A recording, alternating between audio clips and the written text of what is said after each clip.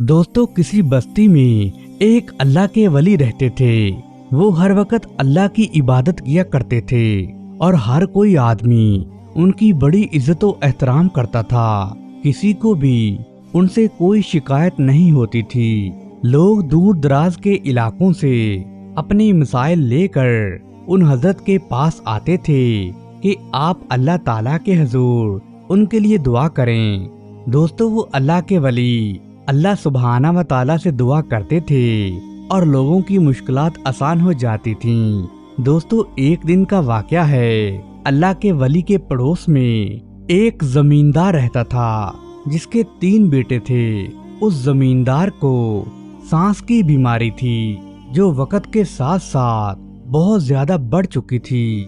दोस्तों, एक दिन वो जमींदार अपने घर वापस जा रहा था कि उसने देखा कि दरवेश की झोंपड़ी के बाहर बहुत ज्यादा हजूम लगा हुआ है और कुछ लोग उस झोंपड़ी के अंदर भी बैठे हैं। तो जमींदार थोड़ी देर खड़ा रहा और फिर सोचा कि इसके पास जाकर देखता हूँ कि भला ऐसा क्या है इस आदमी में कि लोग दूर दराज से इसके पास अपने मसाइल लेकर आते हैं और अपने दुखों का इलाज करवाते हैं।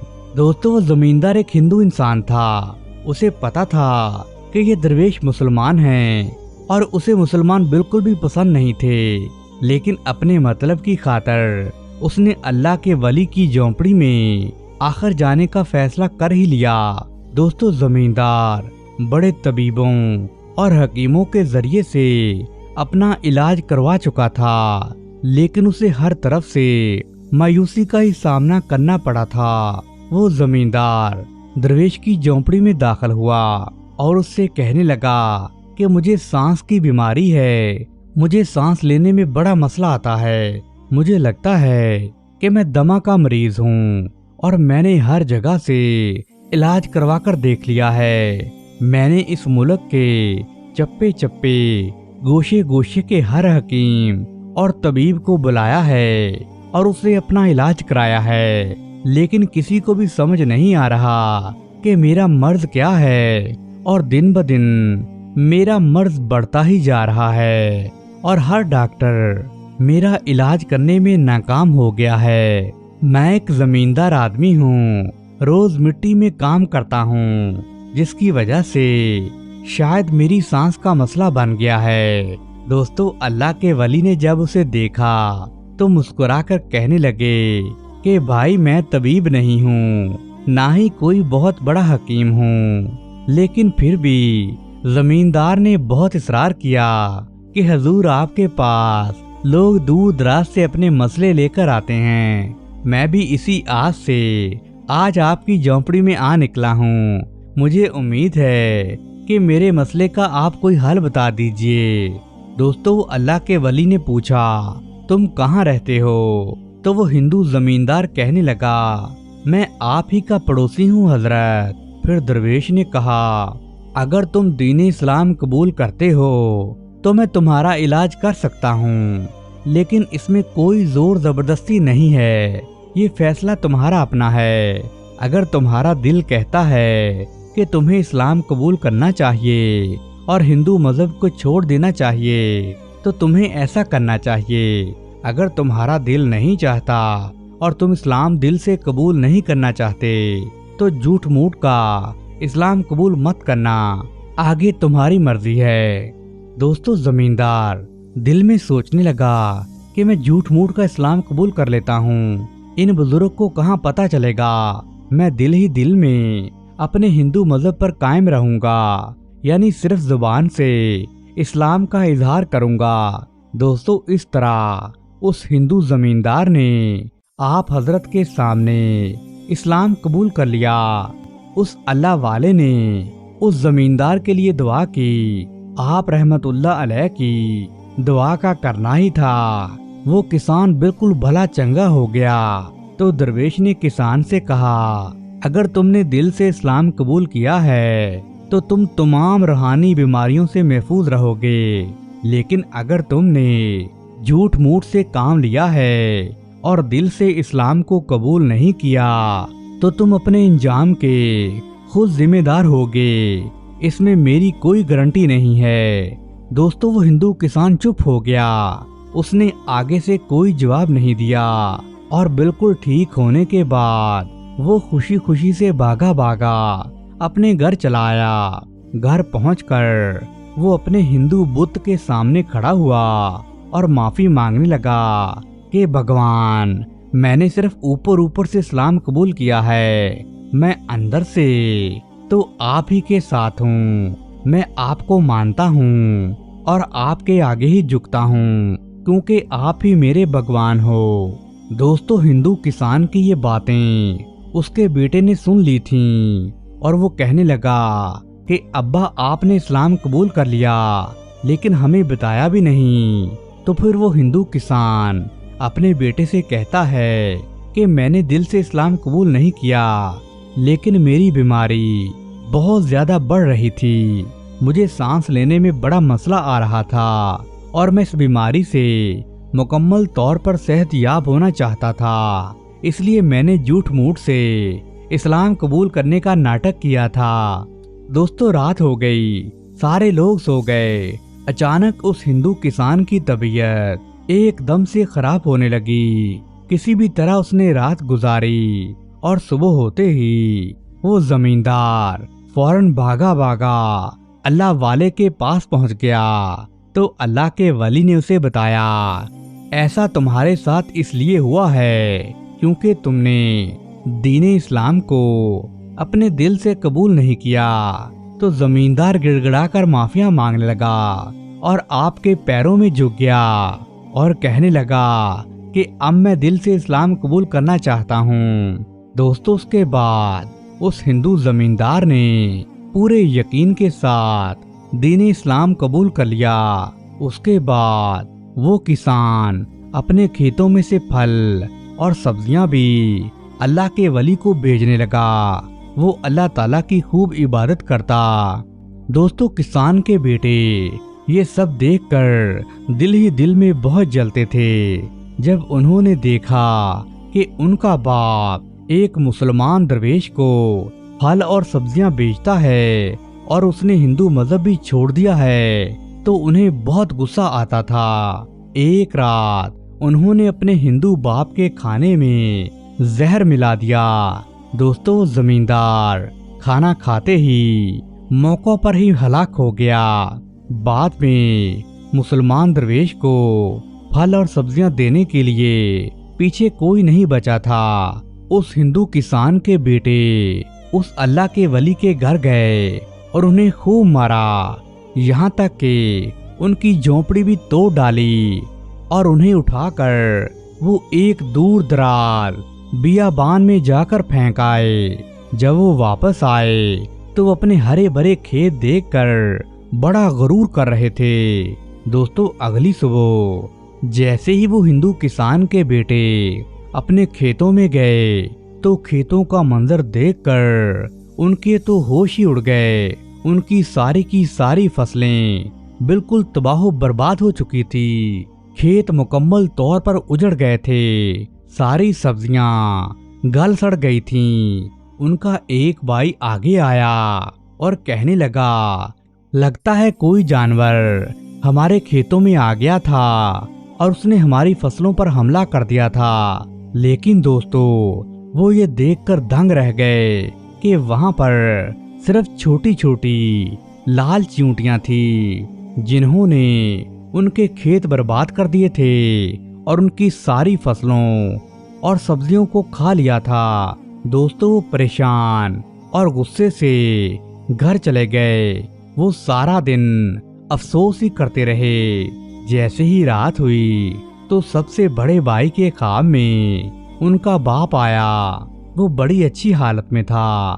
زمیندار نے اپنے بیٹے سے کہا، یہ تمہیں اللہ تعالیٰ کی طرف سے سزا ملی ہے کیونکہ تم لوگوں نے اللہ کے نیک بندے، اللہ کے بہت اچھے ولی کی بہت زیادہ بےعزتی کی تھی اور تم نے اس کی جھونپڑی بھی توڑ ڈالی تھی اور انہیں مارا پیٹا بھی تھا۔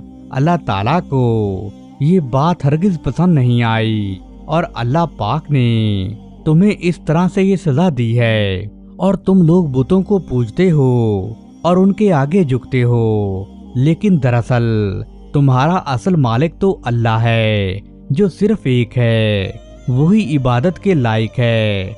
देखो मैं मुसलमान होकर मरा, इसलिए मैं कितनी बेहतरीन हालत में हूँ। मेरे बेटो, अल्लाह की जात पर ईमान लाओ ताकि तुम दुनिया और आखिरत में भी कामयाब हो जाओ। दोस्तों सुबह होते ही वो तीनों भाई उसी जगह पर गए जहां पर उन्होंने उस दरवेश को फेंका था। वो अल्लाह के वली को इधर उधर तलाश करने लगे। उनको अल्लाह के वली वहां नजर नहीं आए। आखिर थक हार कर वो एक गार के करीब पहुंच गए। दोस्तों गार के अंदर थोड़ी सी रोशनी आ रही थी। उस रोशनी ने उन्हें अपनी तरफ मुतवज्जो किया तो वो तीनों भाई गार के अंदर चले गए और उन्होंने वहां पर अल्लाह के वली को अल्लाह सुब्हाना व तआला की इबादत करते देखा। दोस्तों अल्लाह के वली बिल्कुल सुकून और खामोशी के साथ रब ताला की इबादत में मसरूफ थे और उनके चेहरे पर बिल्कुल इत्मीनान और सुकून था। ऐसा लग ही नहीं रहा था कि वो गुस्से में हों और उन्हें किसी ने तंग किया हो, ना ही वो किसी के लिए बद्दुआ कर रहे थे। दोस्तों वो तीनों भाई भागे भागे उस दरवेश के कदमों में गिर गए और दाढ़े मार मार कर रोने लगे। उनसे माफिया मांगने लगे कि हजूर हमें माफ कर दें, हमसे बहुत बड़ा गुनाह सरदत हो गया है। हमने आपकी झोंपड़ी भी तोड़ डाली और आपको मारा पीटा भी था, हजूर हमें माफ कर दें। तो वो बाबा जी पूछने लगे ये तुम लोगों में अचानक ये तब्दीली कैसे आई? तो वो कहने लगे हजूर उस दिन जब हम आपकी झोंपड़ी तोड़कर वापस अपने खेतों में गए तो हमारी फसलें मुकम्मल तौर पर तबाह हो गई थीं और हमारे खेत किसी जानवर ने तबाह बर्बाद कर दिए थे। और जैसे ही हम घर पहुंचे तो हमारे भाई ने ख्वाब में हमारे वालिद को देखा। वो बड़ी अच्छी हालत में थे तो उन्होंने हमें बताया कि तुम भी इस्लाम कबूल कर लो और बुतों की पूजा छोड़ दो। इस्लाम ही सच्चा दीन है और एक अल्लाह की इबादत करो, तुम्हें भी दुनिया और आखिरत में जरूर कामयाबी मिलेगी। दोस्तों ये सुनकर अल्लाह के वली मुस्कुरा दिए। उन्होंने उन तीनों भाइयों को अपने पास बुलाया और उन्हें कहा कि वजू करो। दोस्तों उन्होंने करीब ही बहती नदी से वजू मुबारक किया तो अल्लाह के वली ने उन्हें दीन इस्लाम कबूल करवा दिया। और उसके बाद उन तीनों भाइयों ने उस दरवेश की झोंपड़ी को दोबारा से मरम्मत भी कर दिया और उसके बाद उनके खेत दोबारा से हरे भरे हो गए और उनकी फसलें और फल और उनकी पैदावार बहुत ज्यादा बढ़ गई। उन्होंने दोबारा से अपने वालिद की तरह फल और सब्जियां बाकायदगी के साथ उस अल्लाह के वली को बेचना शुरू कर दी। दोस्तों उनका कारोबार बहुत अच्छा चला। उन्हें हर वक्त कारोबार में मुनाफा ही होता था। उन्होंने अल्लाह ताला का शुक्रिया अदा किया कि जिसने उन्हें सीधा रास्ता दिखाया था। प्यारे दोस्तों इस वाक़े से ये मालूम होता है कि हमें हर किसी के साथ हुस्ने सलूक करना चाहिए। अगर कोई हमसे बदतमीजी भी करता है और हमारे लिए बुरे अलकाबात यूज करता है तो हमें उसे अल्लाह की रजा के लिए माफ कर देना चाहिए, क्योंकि हिदायत सिर्फ अल्लाह पाक की जात देती है। दोस्तों रवायत में आता है कि हजरत लाल शहबाज कलंदर रहमतुल्लाह अलैह अपने अकीदतमंदों के साथ मुल्तान शहर के बाहर पहुँचे तो वहाँ आपने एक जंगल में क़याम किया। दोस्तों उस वक़्त रमजानुल मुबारक का बाबरकत महीना था और सब लोगों ने रोजा रखा हुआ था, इसलिए बात तय पाई कि अफ्तारी इसी जगह पर की जाए। चूँकि अफ्तारी में काफी वक़्त था तो आपके साथियों में से कोई पानी लेने के लिए चला गया तो कोई जंगल में लकड़ियां इकट्ठी करने चला गया। थोड़ी सी गंदम आपके पास मौजूद थी जो हजरत लाल शहबाज कलंदर ने पिसवाने के लिए रखी हुई थी। आप उस गंदम को पिसवाने के मकसद से मुल्तान शहर में दाखिल हो गए। दोस्तों उन दिनों ये रवाज था کہ घरेलू औरतें मुआवजा लेने के बदले में घर की चक्की में गंदम पीस दिया करती थीं। हजरत लाल शहबाज कलंदर इस मकसद के तहत एक घर के करीब पहुंचे, जहां पर आपने देखा कि एक औरत अपने घर में गंदम पीस रही थी। उस औरत ने जब हजरत लाल शहबाज कलंदर रहमतुल्लाह अलैह को देखा तो वो आपके हुस्न जमाल पर माइल हो गई और वो आप पर दीवानावार आशिक हो गई। हालांकि वो औरत शादीशुदा थी, मगर फिर भी उसकी नीयत में फतूर आ गया था। वो वहां से उठी और दरवाजे पर आकर आप रहमतुल्लाह अलैह से पूछने लगी कि आप किस मकसद के तहत मेरे दरवाजे पर खड़े हैं। आपने अपनी गंदम उस औरत के हवाले कर दी और कहने लगे कि मैं आपसे गंदम पिसवाना चाहता हूँ। दोस्तों वो औरत गंदम लेकर अपने सहन में वापस आ गई और वो गंदम पीसने लगी। लेकिन उस औरत की नीयत बड़ी खराब थी। उसने गंदम पीसते वक्त हजरत लाल शहबाज कलंदर की तरफ देखना शुरू कर दिया और वो मुस्कुरा कर बार बार आपको अपनी तरफ मुतवज्जे करने लगी। दोस्तों ये देखकर हजरत लाल शहबाज कलंदर ने औरत की तरफ कोई तवज्जो नहीं दी और सर झुकाकर आप रहमतुल्लाह अलैह अल्लाह सुब्हाना व तआला के जिक्र में मसरूफ व मशगूल हो गए। औरत बदस्तूर ललचाई हुई नजरों से आपकी तरफ देखती रही। उसके ज़बत का बंधन टूट चुका था। हजरत लाल शहबाज कलंदर औरत की इस कदर बुरी नीयत को देखकर उठे, गंदम वहीं छोड़कर घर से बाहर जाने लगे। वो औरत चूंकि बदकिरदार थी, वो फौरन ही समझ गई कि ये दरवेश अब हाथ से निकलने वाले हैं। चुनाची उसने आगे बढ़कर आपका दामन पकड़ लिया और जबरदस्ती करते हुए आपसे कहने लगी कि अगर आपने मेरी बात नहीं मानी तो मैं शोर मचा दूंगी और तुम पर इल्जाम लगा दूंगी। हजरत लाल शहबाज कलंदर ने उस औरत को समझाते हुए कहा कि तुम एक शादीशुदा औरत हो, तुम्हारे लिए अपने शौहर के अलावा किसी गैर मर्द की तरफ बुरी निगाह से देखना बिल्कुल हराम है। मैं इस वक्त रोजे से हूँ, मुझे तंग न करो, मुझे गुनाह की तरफ रगबत न दिलाओ। दोस्तों आप इस अज़म के साथ उस औरत से बात कर रहे थे और उसे गुनाह से बचने की तलकीन फरमा रहे थे, लेकिन उस औरत पर शैतान पूरी तरह से गालिब था। वो अपनी शैतानी हवस में बिल्कुल खो चुकी थी। उसने जब ये देखा कि आप किसी भी तरह उसके काबू में नहीं आ रहे तो उसने गुस्से में आकर चोर चोर का शोर मचाना शुरू कर दिया। दोस्तों औरत का शोर सुनकर इर्द गिर्द के घरों से बहुत से लोग दौड़ते चले आए और एक मजमा लग गया। सब लोग औरत से पूछने लगे कि बीबी क्या हुआ है, तो औरत ने सारा वाकया बता दिया। चुनाचे लोग दोनों को लेकर शहर के काजी के पास पहुंच गए। वहां काजी ने औरत से सारी सूरत हाल पूछी तो औरत ने वही बात बताई जो उसने अपने मोहल्लेदारों को बताई थी। अब काजी हजरत लाल शहबाज कलंदर की तरफ मुतवज्जे हुआ तो उसने आपकी तरफ देखा तो उस पर एक अजीब किस्म का रोब और दबदबा तारी हो गया। उसने महसूस किया कि आप कोई नेक इंसान हैं। आपके चेहरे से शराफत टपक रही थी। इसलिए काजी ने बड़े मुदबाना अंदाज से कहा कि ए आदमी, इस औरत ने तुम पर बड़ा घिनौना इल्जाम लगाया है, तुम इसके जवाब में क्या कहते हो? और ये इल्जाम ऐसा है कि सवाए गवाह पेश करने के कोई और सूरत नहीं है। तब हजरत लाल शहबाज कलंदर रहमतुल्लाह अलैह ने बड़े एतमाद और तसल्ली से जवाब दिया कि ए कादी साहब, अयूब व नकायस से पाक तो सिर्फ अल्लाह सुब्हाना व ताला की जात है। किसी के अयूब को जाहिर करना कोई अच्छा काम नहीं है। अगर आप इस बात पर इसरार करते हैं कि मैं अपनी सफाई में कोई गवाह पेश करूं, तो मेरा गवाह इस औरत का ये शीरख्वार बच्चा है जो इस वक्त झूले में लेटा हुआ था और वहाँ पर सब कुछ देख रहा था। तमाम लोग आप रहमतुल्लाह अलैह की ये बात सुनकर बड़े हैरान हुए। तो काजी कहने लगा कि ये कैसे मुमकिन है कि ये शीरख्वार बच्चा गवाही देगा, ये तो अभी बोल भी नहीं सकता।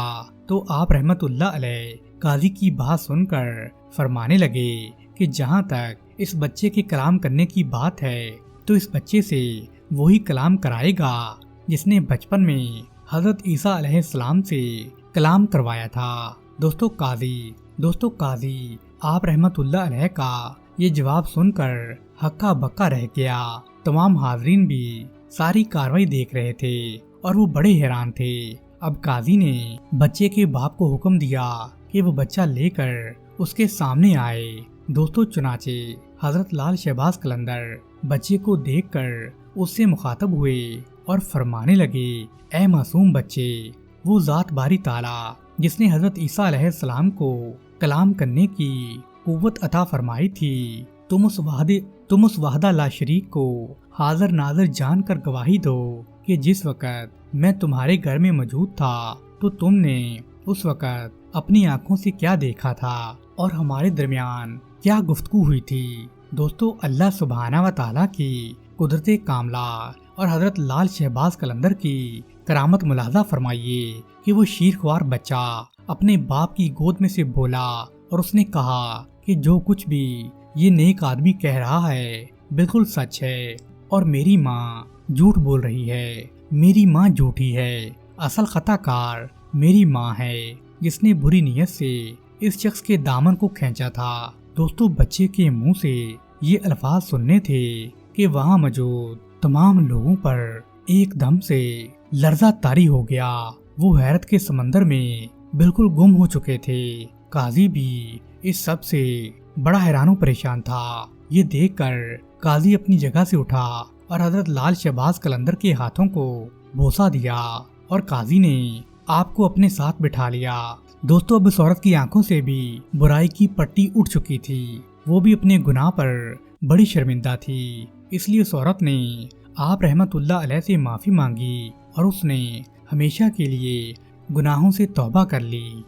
دوستو شہباز قلندر کا اصل نام سید عثمان علی تھا، مگر بعد میں آپ نے لال شہباز قلندر کے نام سے پوری دنیا میں شہرت پائی۔ آپ کی ولادت مبارک آذربائیجان کے گاؤں مروند میں ہوئی تھی۔ آپ کا سلسلہ نسب حضرت امام جعفر صادق رضی اللہ تعالی عنہ سے جا ملتا ہے۔ دوستو جس طرح ہندوستان میں حضرت خواجہ معین الدین چشتی اجمیری رحمت اللہ علیہ کی وجہ سے اجمیر کو ایک اعلیٰ مقام حاصل ہے، اسی طرح سندھ میں سیون شریف کو حضرت لال شہباز قلندر رحمت اللہ علیہ کی وجہ سے ایک غیر معمولی عظمت و مقام حاصل ہے۔ سندھ میں اسلام کی آمد کے بعد ہزاروں بزرگان دین، اولیاء اللہ اور صوفیاء کرام نے رشد و ہدایت اور فیوز و برکات کا سلسلہ جاری رکھا۔ انہی صوفیاء کرام میں حضرت لال شہباز قلندر کا نام چوٹی کے علماء کرام میں ہوتا ہے۔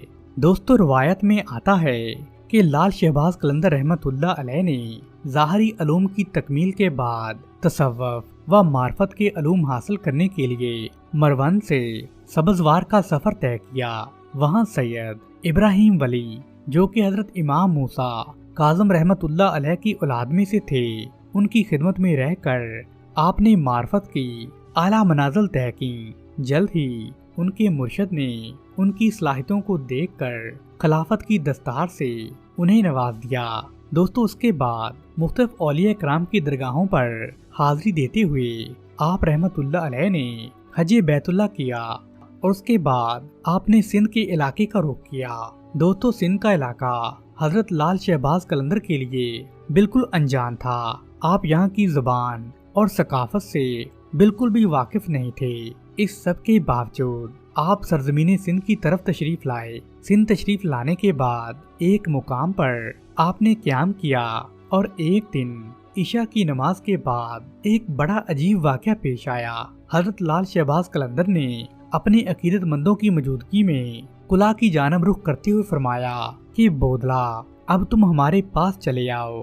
دوستو یہ سن کر آپ کے عقیدت مند بڑے حیران ہوئے کہ ہمارے مرشد کسے پکار رہے ہیں۔ سکندر بودلا جو حاکم سیون کی قید میں تھا اور کئی مہینے سے اسے دردناک سزائیں مل رہی تھیں، ادھر آپ کی زبان مبارک سے یہ کلمات ادا ہوئے، ادھر بودلا کا جسم اچانک زنجیروں سے آزاد ہو گیا۔ بودلا بھی بڑی حیرانی میں تھا کہ یکایک زندان کا دروازہ کھل گیا۔ بودلا کو اپنے مرشد کی آواز سنائی دی۔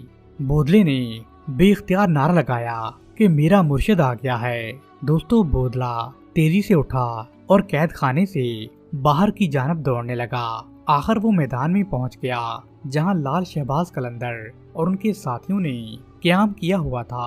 بودلہ سے مل کر حضرت لال شہباز نے اپنے مریدین کو بتایا کہ یہی تمہارا بھائی بودلہ ہے، اسے حاکم سیون نے بہت تنگ کیا ہے اور اس مظلوم کو ناحق طور پر جیل میں قید کیا تھا۔ انشاءاللہ حاکم بہت جلد اپنے عبرتناک انجام کو پہنچے گا۔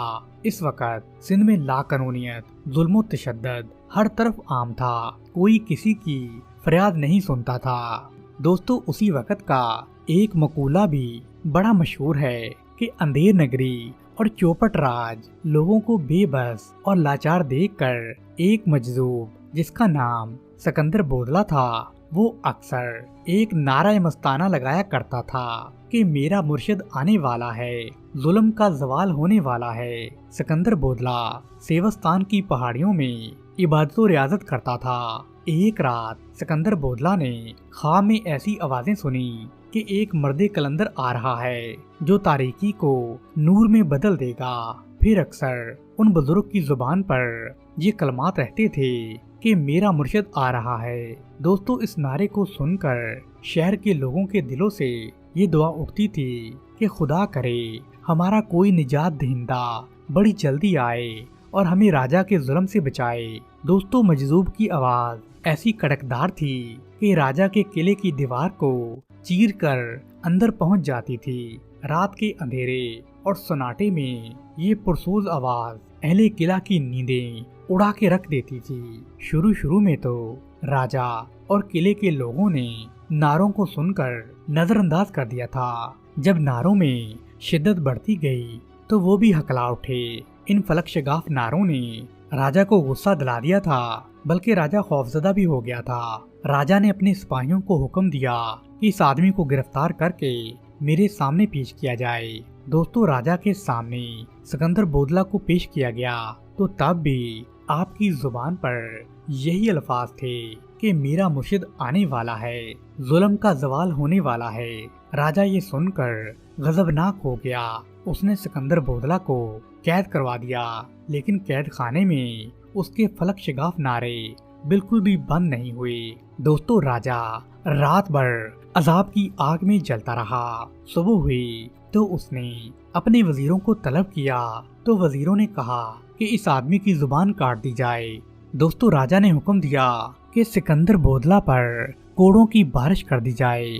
وہ پھر بھی یہی کہتا رہا کہ میرا مرشد آنے والا ہے، ظلم کا زوال ہونے والا ہے۔ دوستو سکندر بودلہ پر بے ایمانہ تشدد کیا گیا۔ تقریباً روزانہ ان پر کوڑوں کی بارش کی جاتی تھی، لیکن ان کے ہونٹوں پر ایک ہی نعرہ جاری رہتا تھا کہ میرا مرشد سائیں آنے والا ہے اور ظلم کا زوال ہونے والا ہے۔ دوسری جانب جب حاکم سیون نے لال شہباز قلندر کی کرامات دیکھیں کہ ان کا دیوانہ سکندر بودلہ کڑے پہرے کے باوجود نہایت آسانی سے ان کے پاس پہنچ چکا ہے، تو اس نے اپنے علاقے کے کچھ جادوگروں کو طلب کر کے انہیں حکم دیا کہ تم جا کر لال شہباز کا مقابلہ کرو۔ دوستو سیون کے جادوگروں نے مقابلے سے پہلے ہی اپنی ہار مان لی اور کہنے لگے کہ انہیں ہرانا ہمارے بس کی بات نہیں ہے۔ البتہ جادوگروں نے راجا کو مشورہ دیا کہ اگر کسی طرح مسلمان درویش کے پیٹ میں حرام غذا داخل کر دی جائے تو اس کی ساری روحانی طاقت زائل ہو جائے گی اور پھر ہمارے جادو کی طاقت اس پر غالب آ جائے گی۔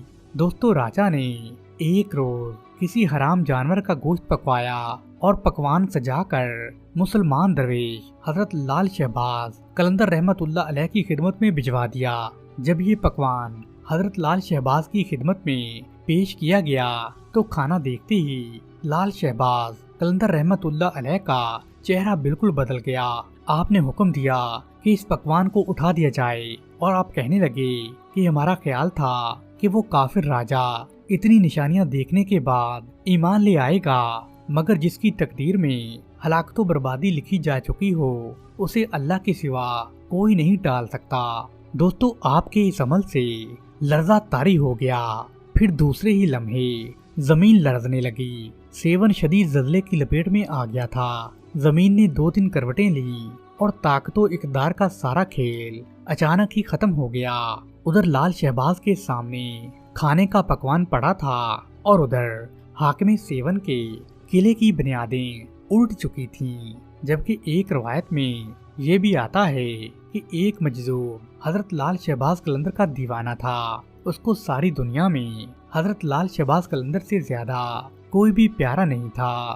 بادشاہ اس بات سے بڑا جلتا تھا کہ میرے خلاف لال شہباز قلندر کے حق میں نعرہ لگانے والا کون ہے۔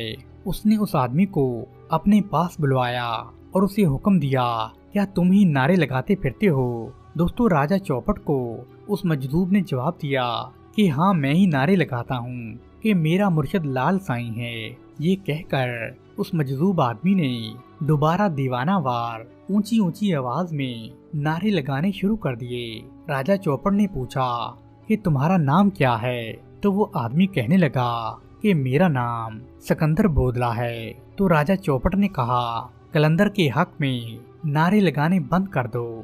دوستو، یہ سن کر بودلا بہار کی آواز میں مزید شدت آ گئی۔ اس راجہ کی بددماغی اپنے عروج پر پہنچ چکی تھی۔ اس نے حکم دیا کہ مجھ سے بغاوت کرنے کے جرم میں اس آدمی کو ذبح کر کے پکایا جائے اور سب لوگ اس کا گوشت کھائیں۔ دوستو، بادشاہ کا حکم ملتے ہی اس کے سپاہیوں نے سکندر بودلا کو قتل کر دیا اور ایک بڑے دیچکے میں ان کا گوشت پکایا گیا اور سب لوگ وہ گوشت کھانے لگے۔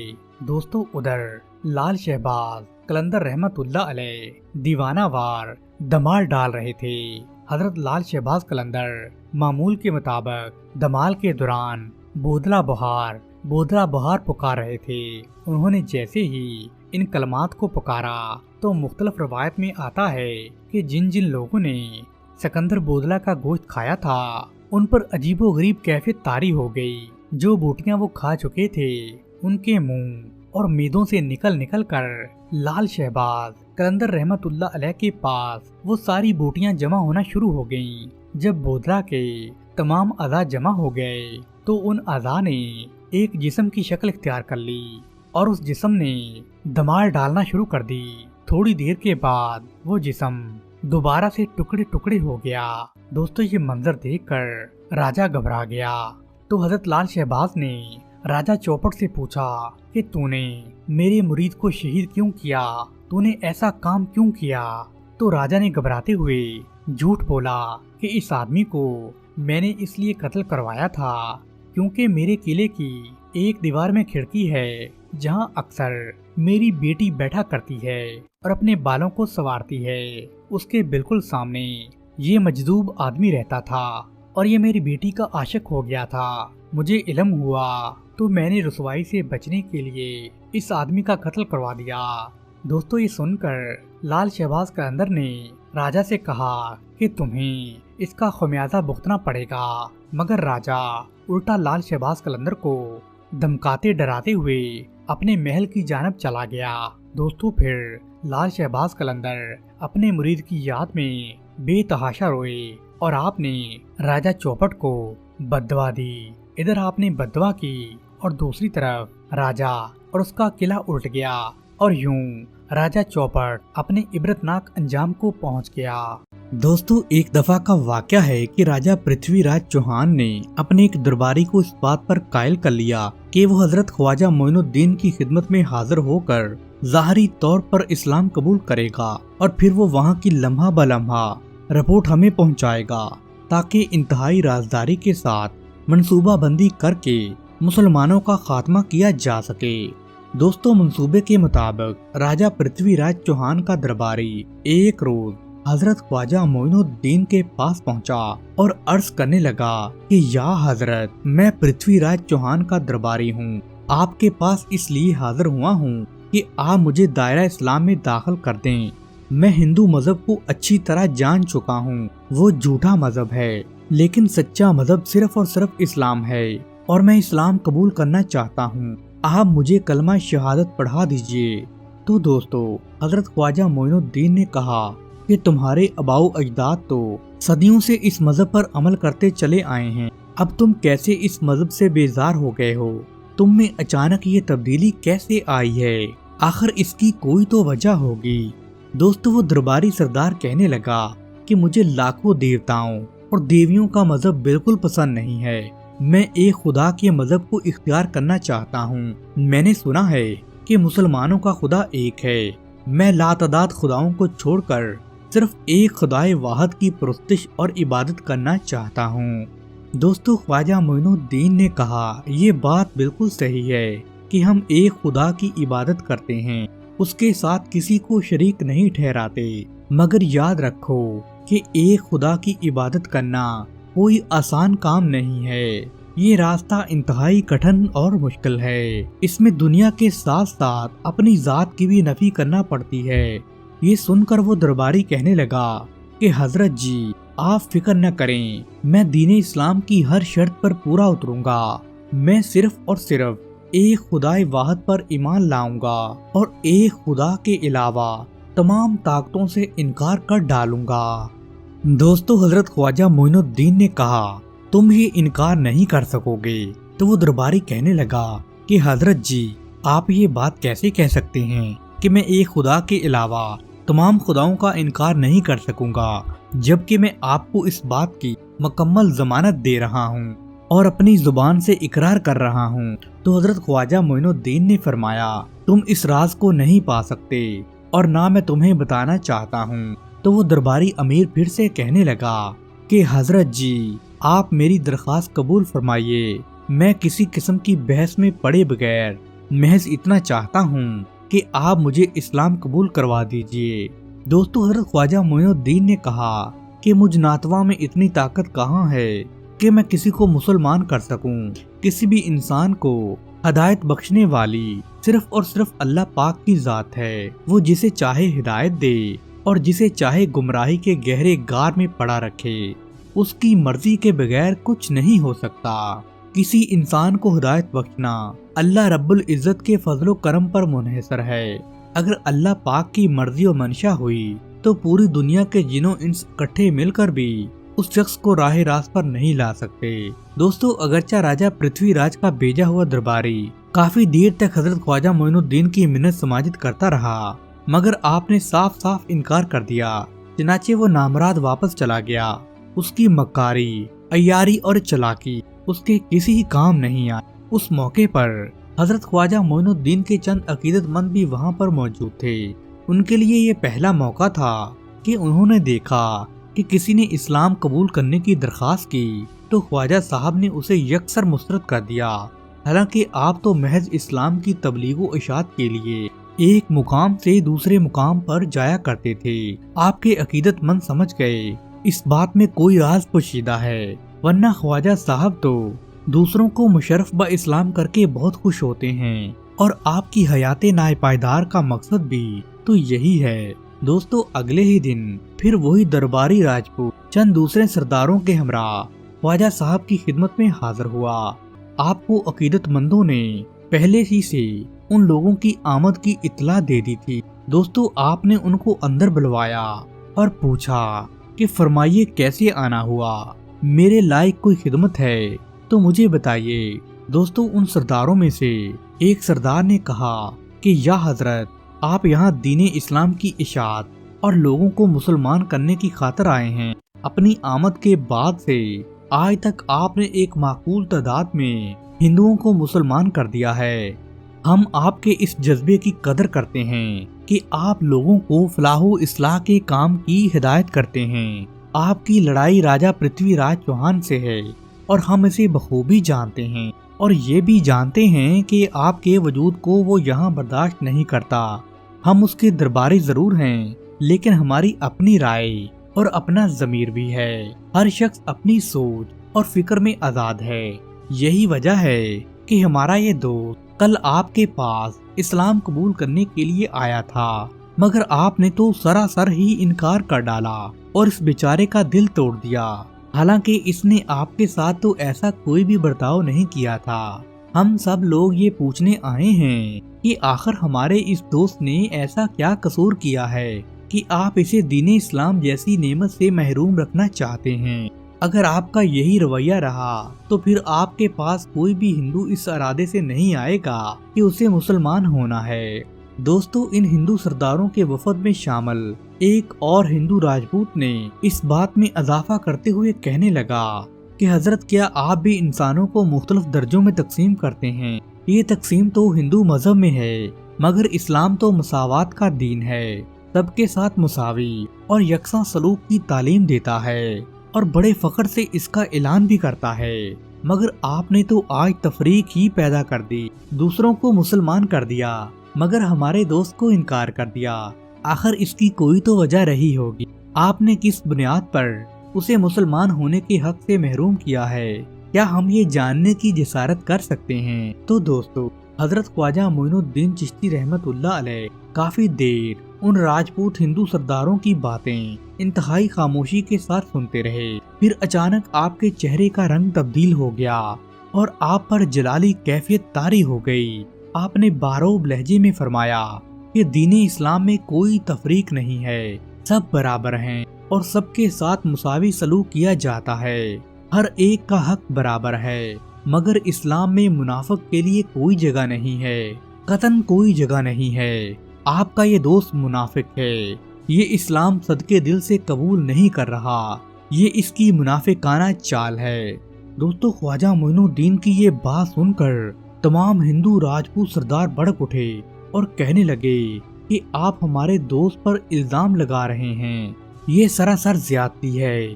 उसे मुनाफिक कहकर आपने उसकी तौहीन की है।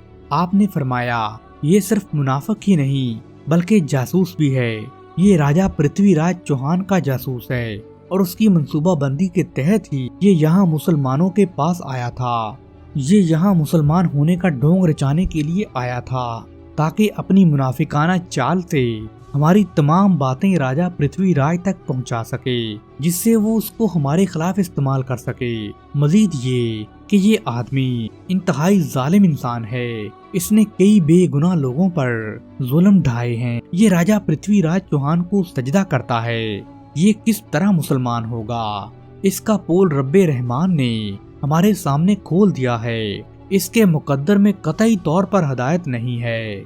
मुनाफिकों को अल्लाह सुब्हाना व तआला कभी हिदायत नहीं देते। और मैं आप लोगों को बता दूं कि आखिरत में जो सजा इसको मिलेगी सो मिलेगी, मगर इस दुनिया में इसकी मौत इबरतनाक होगी। और ये तमाम लोग जो हमारे खिलाफ मंसूबे बनाते फिरते हैं, अनकरीब अपना बुरा अंजाम देखेंगे। वो वक्त ज्यादा दूर नहीं है, ये महज चंद दिनों की बात ही बाकी रह गई है। दोस्तों, हिंदू सरदारों का ये मुनाफिक टोला हजरत ख्वाजा मोइनुद्दीन की सच्ची और खरी बातों की ताब नहीं ला सका।